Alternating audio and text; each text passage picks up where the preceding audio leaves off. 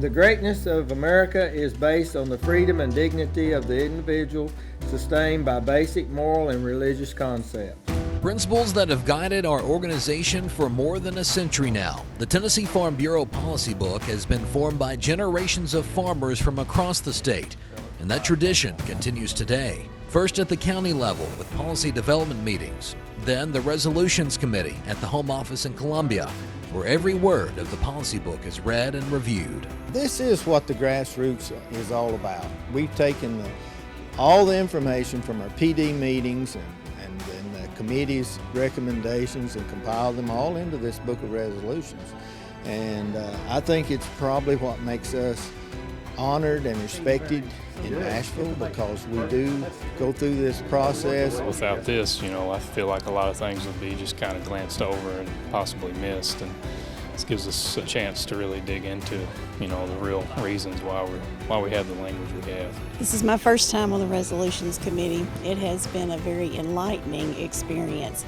The information that's in the book is just, it covers every topic that could be even remotely considered on a farm or in agriculture. It's ideal that you can meet with different farmers from throughout the state and get different opinions.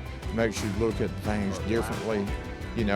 Instead of just looking at Dickson County, we're hearing opinions from the entire state. Tennessee is known for that with the legislature. They trust what we put together to know that we have a good representation of what goes on in rural Tennessee. Farm Bureau is the voice of agriculture, and the policy book reflects that voice and speaks it for us. The Farm Bureau policy is kind of the reason everyone wants to be part of Farm Bureau.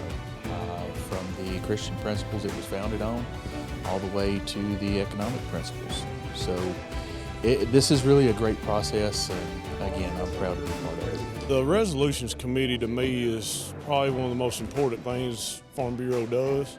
It gives the members at the county level a chance to explain our thoughts of how Farm Bureau policy affects us on the ground in our operations day to day.